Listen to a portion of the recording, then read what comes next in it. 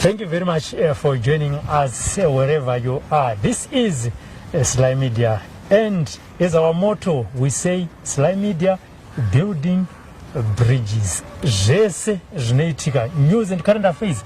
SlyMedia. What you need to do is just to like our Facebook page or follow. Just click that button so that every time we go live, you will never miss some of our entertaining programs. But remember also to share and invite your friends so that they can come and watch some of these programs. And as usual, our inbox is full of messages and questions, some of which we cannot answer. But the person to answer those questions is here.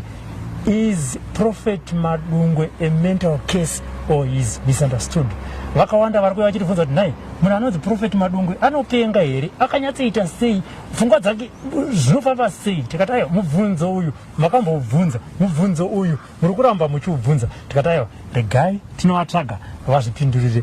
Prophet Madungwe makadi tiri makadiwo zvenyu ndakanganisa makati makachinja zita. Aiwa ndoshandisa ese the physical name, that's Prophet T Madungwe, then the spiritual name, that's Prophet Daniel Remene, and ndinoshandisa ese like Jacob aingonzi Jacob or Israel. Aishandisa ese saka unoshandisa ese but resume rine zvarine richimiriro kana tichiita zvinhu zvacho munyika imwe.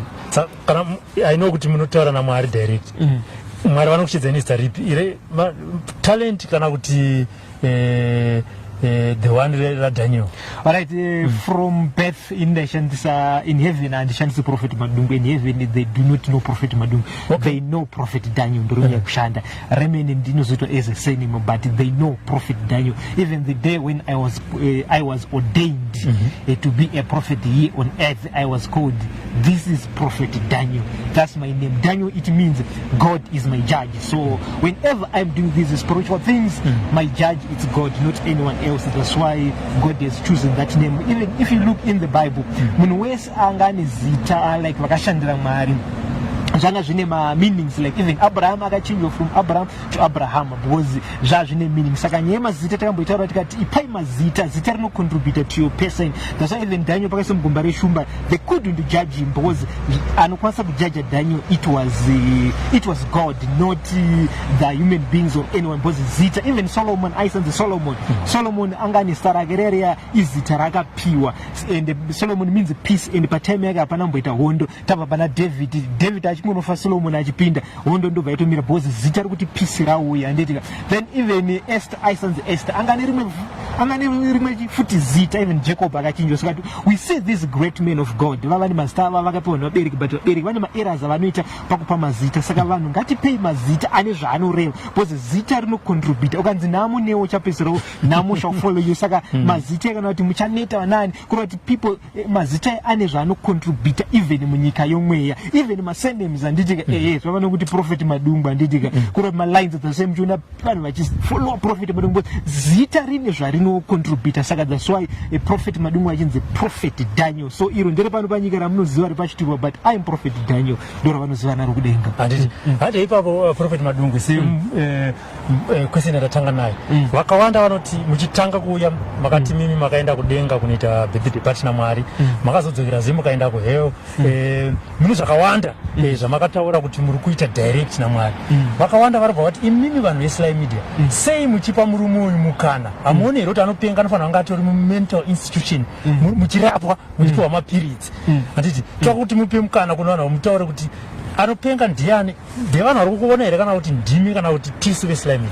Alright, apa ndingangoti ari kupenga munhu ari kutadza kunzwisisa Prophet Madungwe. Anditika munhu anopenga anoonekwa achinonga zvinhu zvakadona mubhini anditika, but ndinoita mainterview ndokwanisa kupindura zvakati. Saka it means munhu ari kuti Prophet ari kupenga achona this person is serious, ndi ane something like mentality kuti ada kutombonoongorwa zvakamira sei. But hande in the Bible zvakagara zviriko, even Jesus Christ was rejected, even pokai the Holy Spirit anditika. It was 9 a.m. in the morning when the Holy Spirit descended according to the book of Acts. Zvinonzi vanhu vakaona vanhu vachitaura neimwe murudzi kana kuti other tongues kana zvavaisanzwisisa, vakati these people are drunk. Saka nyepo mazita hazvina kutanga pandiri, zvakatanga even in the Bible. Vana Peter ndopakazota stood up akati guys, this is 9 a.m.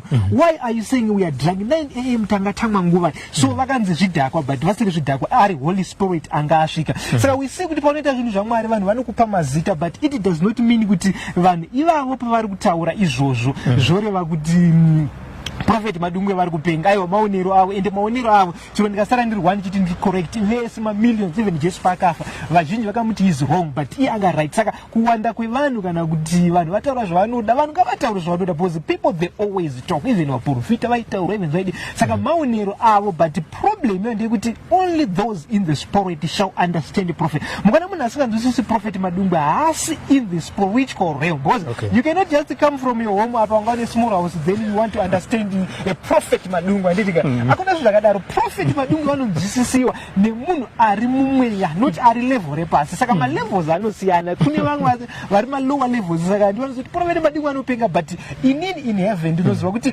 I've achieved a lot of things like I went to heaven kasingaverengeki unaccountable anditika ndikakwanisa kuarresta the devil ndikakwanisa even kushanyirwa naMwari although vanhu vakazoitaura zvisizvo kuti pakaitwa bribe no ndakati hapana kuita bribe pakaitwa yainzi sacrifice it's a sacrifice yakatosiyana nebribe because bribe ndenyu sacrifice it's like kunamata nditi kakupisa then that smoke inofa kusmeliwa naMwari ndo zvatakaita chete zvokuti bribe zvazvevanhu saka I've achieved a lot of things in life saka people havasati vasvika that level saka munhu ari pasi pako ndiye anechiti aiwa zvakati zvava nekumafamilies anditi munoziva kuti munhu akangoita mari anonzi mushonga chete anditi hakuna mushonga chete akaromba anditi so that is the problem yekuti munhu akangoenda pamusoro pemunhu anachimudza aiwa mushonga hakuna zvakadaro muti zimotarere akaritenga zvakanaka aiwa mushonga chete even unogona kuita kuti nhasi woita mari yako nditika mai vako ufa unonzi akatochekeresa mai nditi but vanhu vakagara varipo that's the law of God saka vanoti vese kuna Prophet Madungwe vanopenga vasiyei vakadaro nditika it is the judgment ndopa zvazoprofika because tinogona kuswera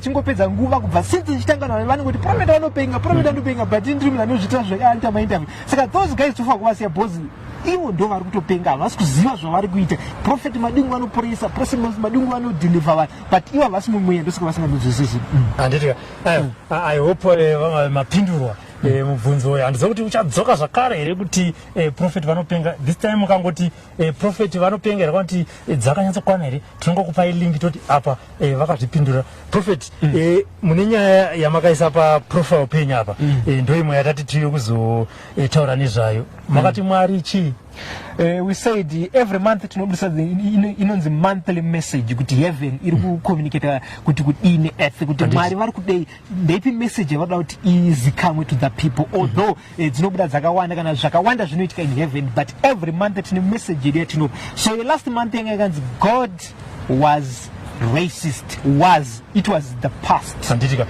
rega ndanyatsokupai mukanaka munyatsopa vamaviewers kuti nyaya yenyu yakamira sei munyatsosara muri mega moita sei moudza vamaviewers kuti nyaya iripo iyi yakamira sei isu tichizodzoka tichiverenga kana paine maquestions anenge abva kumaviewers toendera mberi. Alright, thank you very much. Okay, let me continue.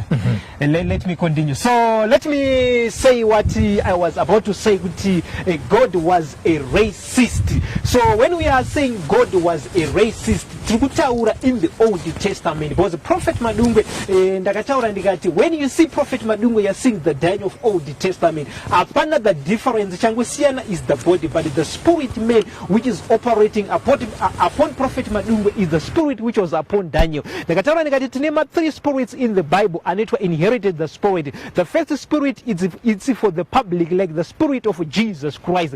The spirit of Jesus Christ inheritwa nemunhu wese. For you to be a Christian you need to have the spirit of Jesus Christ. So inherited that spirit. Then the second spirit we have the spirit of Elijah. Panonzi na Jesu achitaura kuti if you believe Elijah is already come but achitaura John the Baptist. So we see kuti from John the Baptist from Elijah to Elisha to John the Baptist and to William Marion Branham akambotaura zvakare. William Branham claimed kuti akambotaura that spirit. Even last ku Armageddon ichazoya panonzi ma two witnesses Revelation chapter 11 and it got those two witnesses pane the spirit of Elijah and the spirit of Moses. So those spirits hafi anoramba achikondinya generation to generation. Then the thirdly spirit, the spirit of Daniel, it operated from prophet Daniel of Old Testament ichizouya pana John the Revelator. Yauya pana John the Revelator ndokubva yasvika pana Prophet Madungwe. Saka yasvika pana Prophet Madungwe. So taka reporter in the Old Testament tikati God was a racist.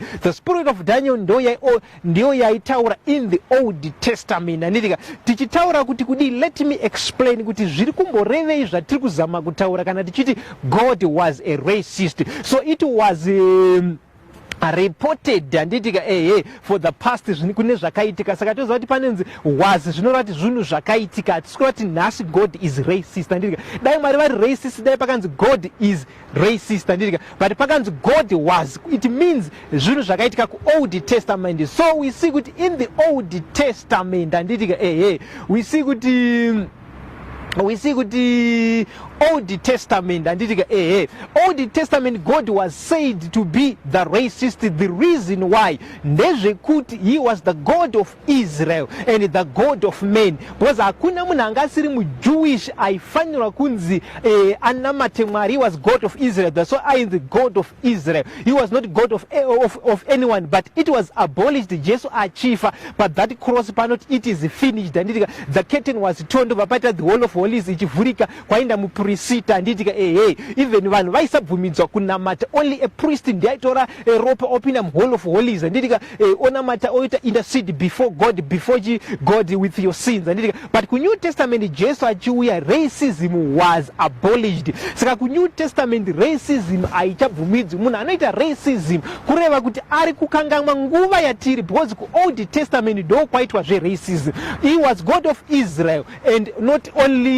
Gentiles kana vamwe vese maZimbabweans, but Jesu azofa, he is no longer a racist God. He is no longer God. He has repented from his ways of Old Testament or how he operates in the Old Testament. Mwari vakarependa the way yava operate ku Old Testament. So for God so love Mwari ndokubva vachitanga kushowa love. Saka ku Old Testament Mwari vanga vasina love, because munhu aita kangutadza munhu otojudgwa ipapo anditika. It was a brutality. Law was like a brutality yekuti vanhu vaisaikwanisa kuiti vararame zvakanaka. But Jesu achizouya as the lamb or the sacrifice or munhu akakwanisa kuzotisunungura, racism was abolished. Saka zvokuti murungu anovenga mutema kana kuti even mutema ovenga mundevere, hakuna zvakadaro. Those are the barriers zvakabviswa naJesu Kristu. Muri kudzokera ku Old Testament sezvakaita vanhu vanochengeta Sabbatha, sezvakaita vanhu vanochengeta mafestivals ese vakaita vana Moon Serenial, vanani zvese zviya, sezvakaita Pentecost. Ndakataura ndikati we are not the Pentecost, because Pentecost anditika it was a day I celebrated like Sabbath, like the moon, like ema first fruits zvaitwa ku Old Testament. So we are not Pentecost, because panonzi the Spirit descended on the day of Pentecost, musi wePentecost. But vanhu nekusaziva, without knowledge, my people they lack knowledge, so they perish. So takatanga ngonzi maPentecost tinopfeka masutu, tinopfeka matai kana tinoridza, hatisi maPentecost. We are the Christian anditika. So he was God of Israel and for the men. So tona ti Jesu achifeed the 5,000 anditika. Panonzi there were 5,000 men. Women were not counted anditika. vakadzi vaisaverengwa ku Old Testament, even nevanga vasiri maJews anditika vaisaverengwa. That's why Paul achizoti there is no Greek, there is no Jewish anditika, tese tafanana pamberi paMwari iko zvina. Zvinabaza kuti uri muJeremani, uri muZimbabwean, uri muchii anditika, kana kuti uri mukadzi kana kuti uri murume, hazvisisina. But nyaya idzodzo dzema-equal rights dziri kubuda this, because we are still in talks with God kuti ma human rights anobvumidzwa. But let me just clarify message yedu yavepo the next month, the month of October anditika kuti my human rights ariko even in the Bible. My human rights ariko, but ane panosvika ane malimits. Marriage ndo isina ma human rights. Murume anofanirwa, murume anonzi murume ndiye anotonga anditika, ndiye the head achimirwa Jesus Christ, then mukadzi ndiye anonzi the body. Saka murume anoramba ari the head of the house. Saka panonzi paipa murume musoro wemba anditika, mukadzi achiva the board of the house anditika, achimirira the church which is the body. Saka marriage represent the love between Christ and the church anditika. So Christ is the head which is the man anditika, which symbolize anditika, then the woman the church anditika, ndozvo zvino symbolize. Saka ikoko hakuna ma equal rights, but kumwe kwese ma equal rights ariko. Tichazozvitaura by month tichaconclude nyaya yacho, tawana permission to be authorized. But zvinhu zvakaita seku army kana kumabasa kana kuchi, hazvina basa munhu wese anobvumidzwa, hazvina basa like boss. Ndataura ndikati ku New Testament anditika vakadzi they are now people, but ku Old Testament they were not people anditika vaisaverengwa, because it it was the time of racism handitika. Even that mukadzi anouya handitika kunonzi naJesu, iwe why uchida kuti ndikuporesa handitika, akanzi iye akati even one imbwa dzinodyawo at the master's table handitika. He was from Assyria, angauya mukadzi aida kuporeswa naJesu handitika, kukanzi sei muchitora chingwa chevana muchipa kuimbwa handitika. Jesu ndiye akatodaro achiti sei muchitora chingwa chevana muchipa kuimbwa, achiudza umwe munhu handitika. Jesu wacho handitika. Then iye mukadzi ndobva ati aiwa wani nai master, even imbwawo dzinodya wani pa table yamaster yake, achirati even chiro tisi zvairevera chii, kurati vanga vasiri maIsraelites kana kuti vanga vasiri varume, so vanga vari vanhu, it was Israel men handitika. He was God of Israel, but even maIsraelites vakadzi vanga vasiri vanhu futi, vanga vari vanhu kuOld Testament kwaiverengwa only men of Israel handitika, ndo vanga vari vanhu, vakadzi nevana vanga vasiri vanhu vaisaverengwa handitika. So takapfuura mudhat dispensation yekuti God was racist, saka the phrase was reported in the Old Testament, but now tava in the New Testament hakusisina chinhu chinonzi racism. Saka ukaona uchiri kuita racism uchivenga kana kuti umwe munhu kana chii, hauna Mwari. Even the Bible says the new commandment I'm giving you, it's love one another handitika. Takufanira kuita one and love one another handitika. Love ndo chinhu, the new commandment. Saka hazvire kuti mutemo yakabvisiwa handitika. Saka ngatibate kuti chii chakaitika kuOld Testament. Mitemo yanga yakawanda, tine 313 various laws handitika, yaingoise kuti kana kuti ukaona vakurusi vasimukire ukazoto zvakati zvakatika ne10 commandments handitika, versus mafeast anga ariko, the feast of trumpets netabernacle nemafirst fruits handitika, dziri 5 handitika. Saka dziri 5 versus chii, versus zvandataura 10 plus mavarious laws handitika. Kurati mutemo kuOld Testament kwanga une simba. Saka Jesu achizouya kuti grace ichita power kuNew Testament, yatinoti it's the time of grace handitika. Mitemo yakareduced kanzi the new commandment I'm giving you, love one another and love God. Saka the new law it's love handitika, yakabva yaitwa 2 handitika. Saka mafeast aya ndobva achitwa transformed, ndokubva abviswa kanzi asisiko, ndobva areplacewa nenonzi 5 old ministry handitika. 5 old ministry kuri mafeast andataura handika. Unoverenga the book of Leviticus, unomaona pane the feast of trumpets, the feast of tabernacle, the feast of first fruits handitika, nepassover, zvese zvichinda zvakadaro, mafeast handitika, ndobva areplacewa ne the book of Ephesians chapter 45, panonzi some apostles, some prophets, some evangelists, some teachers, some pastors handitika. 5 old ministry Old Testament yakabva yadzoka handitika. Saka 5 mafeast achiripo,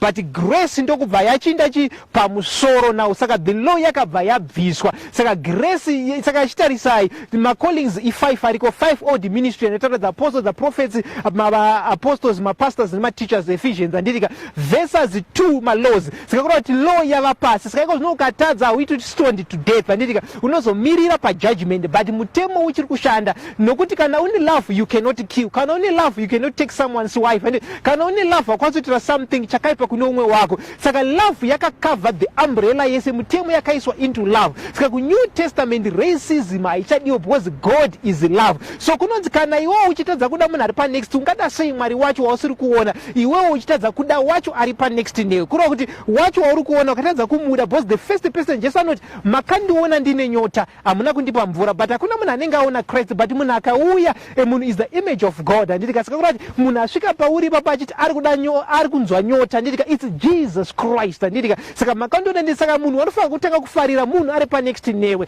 not Mwari wacho. Saka ukatadza kuda Mwari, you are lying kuti you love God uchitadza kuda munhu ari panext newe. So God was racist, so God repented from the Old Testament ways, and sezvavakaita in the book of Noah, we see kuti Mwari vakaregreta pavakauraya vanhu vese panguva yaNoah. During the dispensation of Noah, God repented. Mwari vakatendeuka vakati handichaparadza futi nyika. Even paracism Mwari vakatendeuka vakati handichaite futi racism. Vanhu vese pamberi pangu they are now equal, whether the gender, whether the Gentiles, whether the Jews, whether what, kana whether a man, whether a kid. For God so loved the world child that whosoever believe. Chinongodiwa chete it's believing in God. Then zvinhu zvako zvobva zvaita. Saka God was racist but he repented ku New Testament. So let me continue to update you kuti zviri kufamba sei munyika yomweya and the heavenly updates. Ndozvati vanhu vazhinji vari kundinetsa ku inbox yangu kuti Prophet pamakafeature pana Japraiser pa video makaenda pa Power FM nachamvari mukati Mukati, this is evangelism. Yes, Prophet Madungwe is still doing evangelism. I am not a comedian and I will never be an actor. So no fungwa ne vanhu kuti Prophet Madungwe maybe is an actor. Vanachaiwa inindiri a prophet ndinotaura ndiri a prophet ndiri the heavenly army commander ndiri the world president ndiri the heavenly judge ndiri the heavenly doctor ndidika my titles ss zvakaita Jesu ainzi the bright morning star ainzi the lamb ainzi Jesus Christ ainzi the anointed one ainzi the chosen one angane mazita wanda chii chinoitika panyaya dzemazita ndamutaura nyaya dzemazita ndichitanga kuti ndinonzi Prophet Daniel Remnant ndora ndoshedzwa naro kudenga nditi nyaya mazita yakakosha bhozi kana ndichipinda mudeliverance ndinonenge ndichishandisa in the office of a doctor nditika kana ndiri panyaya dzemalaws ndichipindira mune dzimwe nyika ndiri the heavenly judge nditika then kana ndiri panyaya dzemaspiritual wars ndiri the heavenly army commander the new heavenly army commander nditika then kana ndiri in the office of professor nditika ndiri Prophet Madungwe saka ndokushanda kunoita matitles ese saka vanhu vandoona pa JP ndobva takundinya vanhu vanombondoona kana kune mamwe chito adverts mamwe companies saka vanhu vanokubvunza kuti saka Prophet Madungwe ichiri evangelism here kana kuti kudi but let me clarify kuti zviri kumbofamba sei. I am still in the office of evangelism because evangelism it's going there anditi unofanira kupinda munyika uchibuda muchechi saka tikubuda muchechi going to the people takatanga ndikuinda pa video ya Japraiser anditi ndobva tapinda mbata feature anditi but say vamwe vanoti but pa video amuna zvamakaita but let me clarify zvizvi zvichitika. Recently pane munhu anga ari kuBotswana nditi akandiona pa video ndokubvaona vanhu vachicriticize Prophet Madungwe aisaziva nezva Prophet Madungwe nditi this lady nditi ndokubva atora kuti but ari kumbonzi Madungwe ndiani pa this video ndobva azonogoogle ndobva aona my video ndichita na Mr Oscar Pambuka nditi ndokubva aona video rangu nditi ndobva aona video rangu randaitiswa na presenter that was my presenter that time nditi ndokubva atotaura neni nditi saka kuwapfiya kwandiri kuita iko kuya ndinoziva kuti vanhu vachasara vachizondi tsvaka mwachita but why Prophet very mukutaura memeta kutoita evangelism tototi vanhu tendeukai zvakafanira pana pandauya nditi amusi muchechi it's interview but why usiri kundibvunza kuti why ndauya pa interview panapa amusi muchechi anditika saka we go there anditika even vamwe vakutoona like kutana na TV anditika tichisvika tichadvertise ma promotion ariko kuti uyai kundikuita zvakati kune promotion yakati anditi let me clarify inji chiri mu evangelism I am not an actor I am not doing anything ndichiri mu evangelism saka yes tinoshanda nevanhu both but tikusvika papa kuti tukuita pata feature pa video ndika obviously vanhu vazhinji vachauya kwatira nditi vanhu vakatendeuka zvisingaitipo paya ndika takutaura nawo because chinodiwa it's being friendly to the people so that you can preach your message to them ndika saka ndo zvatinoita we are going there meeting the people or ma types as in the society takapinda mu music tikapinda mu entertainment iko zvino tava ku business ndika because currently pane ma videos anga neso pana na TV ma adverts avo nezviya ndika saka vanhu vazhinji vari kuhita ma inbox vachibvunza kuti Prophet ichiri evangelism it's still evangelism but we are open to anyone kana une business rako uchida kuti tikumarketire business rako company yako kuti izikamwe kana kuti une promotion kana kuti address yako unoita zvakati nezvakati une ma promotion company yakati unoita ma staff akati whether i business ripi tinokumarketera chete ngoti uzikamwe company yako izikamwe but isusu chate chite papo it's evangelism but so that after that andika vanhu vachizoya kuti but Prophet pepe pamaiti makaenda kudenga zvaifamba sei andika takutotsanangurira mukudaro andika sezvo takaita pa video ra Japraiser takutotaura nevasungwa takaita nguva yakanaka kuti meeting the prisoners andika saka kwatiri it's marketing and tichikuitira zvamemichita zvamuri kuda because Paul anoti ukaenda kumaJews ita like the Jews anditi zvakafanana ini ndichishedzwa ndaiparidza kumabhiya o ndaiparidza kupi ndichitaura nezve ndokwandakatanga kuparidzira not in the church ina ndiparidzi muchechi asi kana ndiri muserious kana ndiri muchechi it's serious business zvamwari evangelism ndinomita even vanhu vanonzi havabvumidzwi mabusinessmen tiri kuenda tichiadvertisera macompany avo maproducts avo even mapromotions avo but isusu tichiri muumbrella redu rekuti we are doing evangelism saka handisati ndarasika even Jesu paakaenda kumba kwaZakeyo haana kuenda kunoparidza, anoti hande nhasi ndinodya kumba kwenyu, akaenda kunodya Jesu kumba kwaZakeyo, haana kuenda kunoparidza. Nditi so pane imwe nguva yekuti hatisi kuenda kunoparidza, nditi tiri kuenda kunopromota kana kambani kuti izikamwe kuti ine promotion yakati, vanoita kuti kune kambani yakati vanotengesa maproducts akati. Handiti but isusu it's evangelism. Jesu anoenda ndokubva anodya, but kudya ikoko handiti it's evangelism. Kwanzi chinonzi evangelism handiti it's just mingling with the people handiti uchispread your weight. Ndataura ndikati pane mukadzi akazongondiona paJP handiti ndobva anotiona, ndobva zita mbazonogoogle ndobva wana video. Saka ipapo ndakatoparidza handiti munhu akatotendeuka akati aiwa munhu waMwari ndakugamuchirai nezvozvo. Saka ona umwe munhu anenge achishora, iwo shorawo zvinhu zvakana, basa rakanaka kudaro aoneri kuti unenge usino kukwana. Supportai Prophet Madungwe. So mukationa tiri pabusiness tichiadvertisa, isu tiri kuita evangelism, chero tiri kuadvertisa company kuti kune company yanoita zvakati, vane mapromotion, vane zvakati, aiwa isusu tichiri kuita evangelism yedu, ndichiri muevangelism. As long ndabuda muchechi it's evangelism. Izvozvo ndiri panapa nditika hamusi muchechi it's evangelism to us nditika saka evangelism ndo basa randakashedzerwa inini with God. Yes, I am a prophet nditika, but major task yangu nditika Jesu anoti this world nditika shall not perish or destroyed unless the word is preached nditika ndichada kuenda kunana Iran, ndichada kunana India kwese kuti chiparidzira. Saka tinotanga nemi maZimbabwe so that at judgment hapana achazoti andina kuparidzirwa. Because chero kati inini hangu ndaimwadoro ndisingazoti kuna Mwari, tinoti takauya wani nemusic.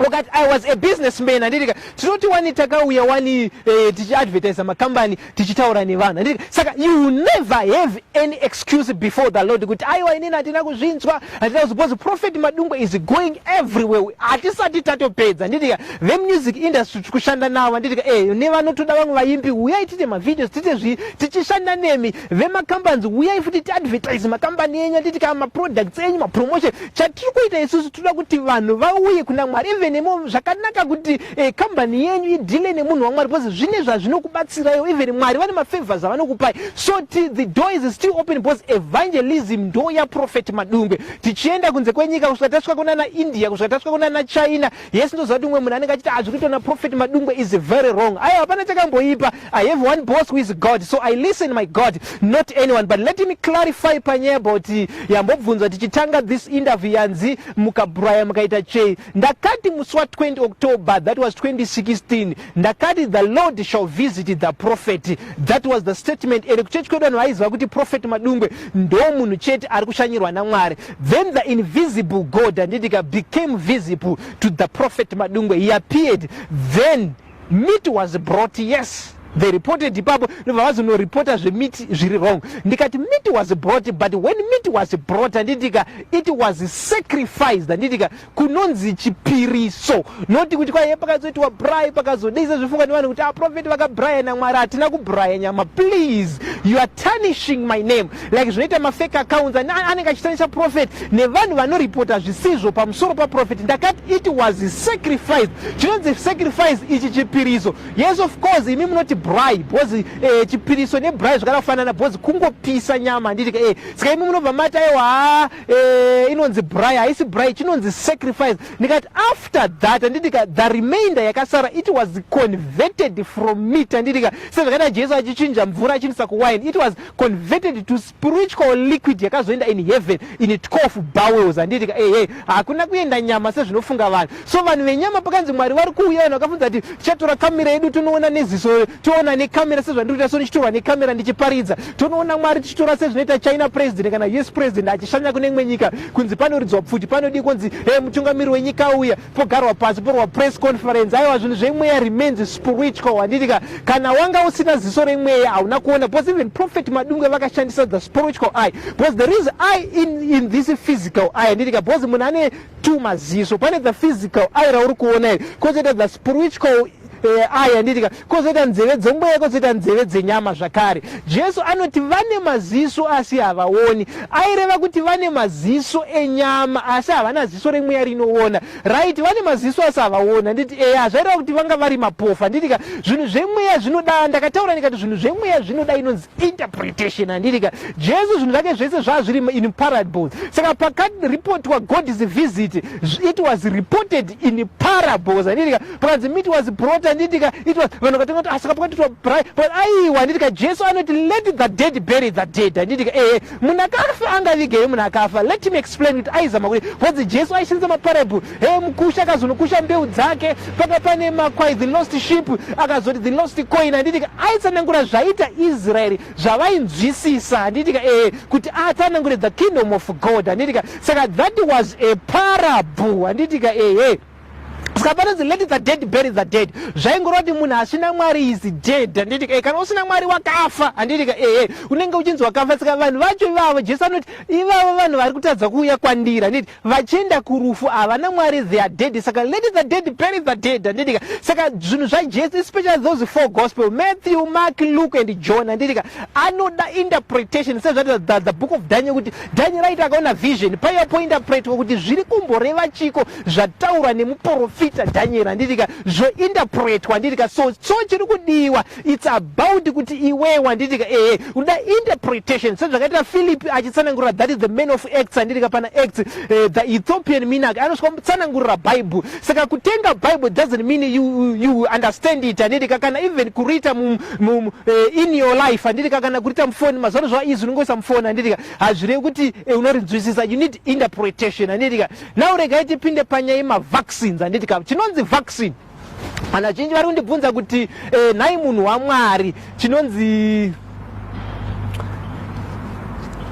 alright chinonzi vaccine chii handitika vaccine inobvumidzwa here naMwari vaccine inobvumidzwa naMwari because Jesu anoti anoda doctor hapana chakaipa. Saka tinoona kuti vanhu vari kunyepirana kuti this is 666 yakazouya but this is not a 666 guys handitika vanhu endai munobaiwa vaccine is just a vaccine handitika ndichataura just a little bit ndobva ndacloser zvangu handitika chinonzi 666 handitika it was started or yakambotrya kuda kuiswa 666 pakatanga the Roman Catholic handitika ichitangwa na Constantine anga asiri munhu waMwari akatenga Roman Catholic vaiuraya maChristians handiti aitry kuforce handitika then vakazotora the vision ndokubva vazoichinja ndokubva yamiswa the 666 haina kuzopinda handitika ndokubva vazoiisa 666 ukaverenga computer handika ukabata C woenda kuma numerical number handitika inobudisa 3 handitika woenda pana O woverenga woibatanidza inobudisa 666. Saka computerization it is connected to 666 not vaccine. Even ukaverenga the book of Revelation panonzi handitika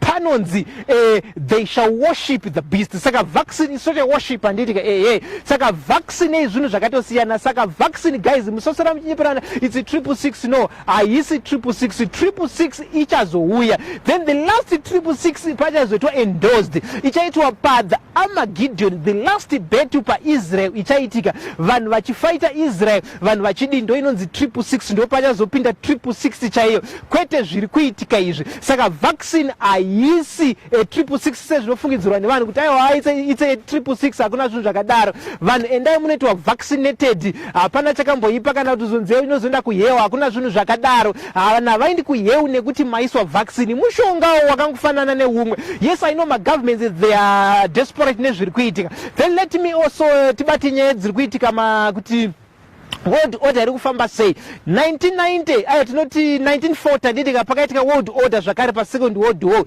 first world war pakaitika zvakare futi first world another world order handitika. Saka tikabva pa 1914 pa 1914 to 18 handitika pa first world war tichipinda pa 1940 to 1945 tichipinda another second world order ndobva tazopinda pane the millennium period handitika pakazoonda vana 9/11 iko zvinoita kupinda yaitwa ma counter terrorism nezvi handitika yanga iri world order but pazvinoitika panofa vanhu zvisingaiti. Saka iko zvino pakazopinda delta variant yakunzi world order futi zvakare handitika. Saka inonzi world order pane pachichinja zvinenge zvichiitika kuti saka pa for these 20 years zvakaitika. Saka hatisisi kuzoziva kuti world order futi ichazouya rini but pese pamunoona vanhu vakufa panoitika madeath akadai stereki zivai kuti pakuita inonzi world order sezvakaita first world war second world war nepa millennium chibata vana 9/11 dzakaitika muAmerica pachizotanga terrorism ndo yakati shape for the last 20 years yanga yangwa terrorism kwese handitika. Saka iko zvino taakupinda mune imwe futi another phase world yabva yaitwa another order handitika. Saka kana pane vane vachizoda zvakaita semaholy water kana to meet prophet one on one, tinoita mahealing, madeliverance nezvese tinoita, even maprophecies, even nataura tika takatenga maprograms akawanda evangelism, meeting all the society, munhu wese, vaimbi, mabusiness, tichita zviya. Nditika unobata Prophet Madungwe. Regai nitauri maplatforms atinoshandisa pafacebook ndoshandisa Prophet Madungwe Church. Handinyanyi kuposta zvangu but ndoposta once per week kana per month. Nditika Prophet Madungwe Church page. Nditika then kuzita account inenge Talent Madungwe, then pa Instagram ndoshandisa futi Talent Madungwe, pa Twitter ndo pari kubva ma fake account akanyanyisa. Ini rangu ndoshandisa Prophet Madungwe. Nditika real Prophet Madungwe, real Prophet Madungwe ndiye shirt ye gold. Nditika not ndine zvimwe zvese ma fake accounts anenge achitanisha munhu wamwari achidi. Then pa ma one on one takataura tikati you do not see the man of God empty handed, you bring a seed rako, then overona munhu wamwari certain amount yo, even it is a biblical mwari pavakadanyika vana kuya empty handed. Anditika even Old Testament that was the law. Unepa number dzedu dzipa WhatsApp obuka one on one toona prophet kuti zviititire zvakanaka paseta confusion yetu inozouya wotadza kuona prophet kana zvodi unotibata pa number dzedu idzodzo hadzichinji chechi kubva kudhara ndedzandaingoshandisa 0776231156 ndo number idzo. Even pama profiles ukaona profile picture rangu rinobuda pa ipapo number idzodzo dzinenge dziripo. Then ma platforms ansina kumenshena yapa anenge asiri edu zvakare, iyayo anenge ari ma fake accounts. Saka unongoya pa 0776231156 wobvunza kuti ndizvo here izvi, because musangoteerera kune zvese zvamanzwa pa Facebook kana zvangobuda pa ma social media. Zvimwe vanhu vari kutry kutanisha munhu wamwari kuti ini ndinoparidza second coming of Jesus Christ, mamwe machechi anoparidza prosperity. Saka Satani haamarwisi. Makamboona kuchinzi kune fake account mamwe maprophets kana chi, but kuna Prophet Madungwe ndokwazviri. Why? Because second coming of Jesus Christ haisi kuda kuti iparidzwe. Ukaparidza prosperity nhasi kana ukangosvika uchingoita zvokuti haudzi vanhu siyai zvivi zvenyu kuti vanhu kune denga kune chi, Satani hana kana basa neposi, you're not a threat to him. Saka the same to nama fake accounts achinyanyira Prophet Madungwe. So Prophet Madungwe vari kurwiswa zvakanyanyisa, but God is with us. We shall continue to defend ourselves, forward ever, backwards never. Vanotisapota tichienda nemi kumberi, tinotenda Mwari nevanomira nesu day and night, vanomira nesu always. Tinoti Mwari ngavakuropafadzei, Mwari ngavakuropafadzei. May God bless you all.